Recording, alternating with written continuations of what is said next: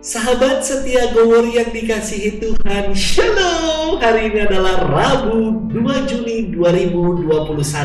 Kita akan bersama-sama merenungkan firman Tuhan yang diambil dari Injil Markus 12 ayat 18 sampai dengan 27. Yuk kita siapkan hati kita. Haleluya, haleluya, haleluya. Akulah kebangkitan dan kehidupan. Barang siapa percaya padaku tidak akan mati. Haleluya, haleluya, haleluya. Tuhan bersamamu dan bersama rohmu. Inilah Injil Yesus Kristus menurut Santo Markus. Dimuliakanlah Tuhan. Pada suatu hari, datanglah kepada Yesus beberapa orang Saduki yang berpendapat bahwa tidak ada kebangkitan. Mereka bertanya kepadanya, "Guru, Musa menuliskan perintah ini untuk kita. Jika seseorang yang mempunyai saudara laki-laki mati dengan meninggalkan seorang istri tetapi tidak meninggalkan anak, saudaranya harus kawin dengan istrinya itu dan membangkitkan keturunan bagi saudaranya." Ada 7 orang bersaudara. Yang pertama kawin dengan wanita lalu mati tanpa meninggalkan keturunan. Maka yang kedua mengawini dia, tetapi juga mati tanpa meninggalkan keturunan. Demikian juga yang ketiga, dan begitu seterusnya, ketujuh-tujuhnya tidak meninggalkan keturunan. Akhirnya wanita itu pun mati.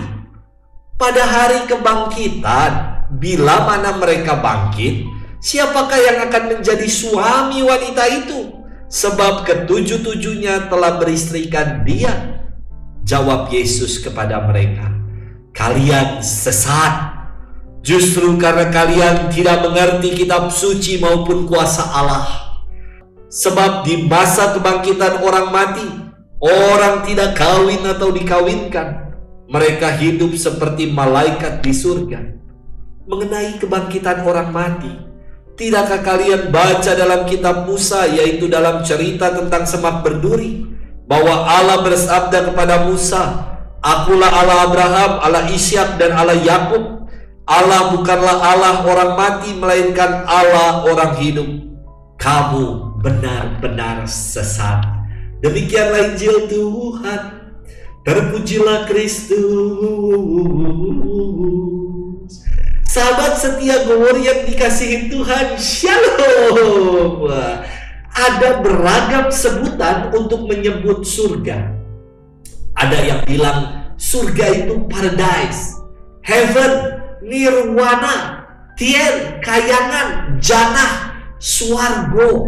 Banyak sebutannya. Aneka sebutan itu saya kira menunjuk pada hal yang sama, yakni keabadian, kehidupan sesudah kematian, dan dalam bahasa kita disebut kerajaan Allah.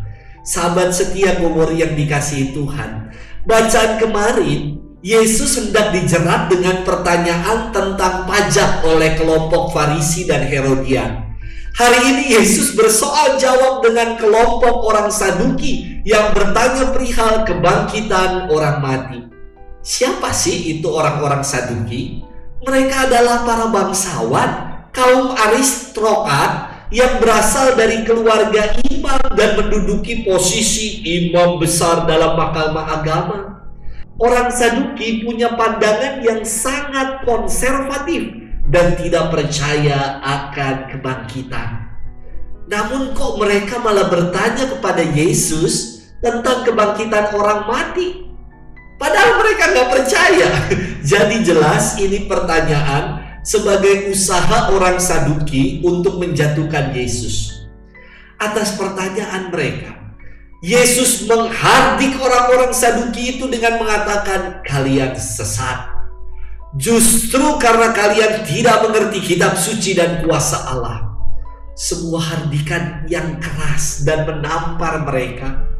Karena mereka menyamakan hakikat kebangkitan atau kehidupan abadi levelnya itu sama dengan kehidupan dunia yang manusiawi.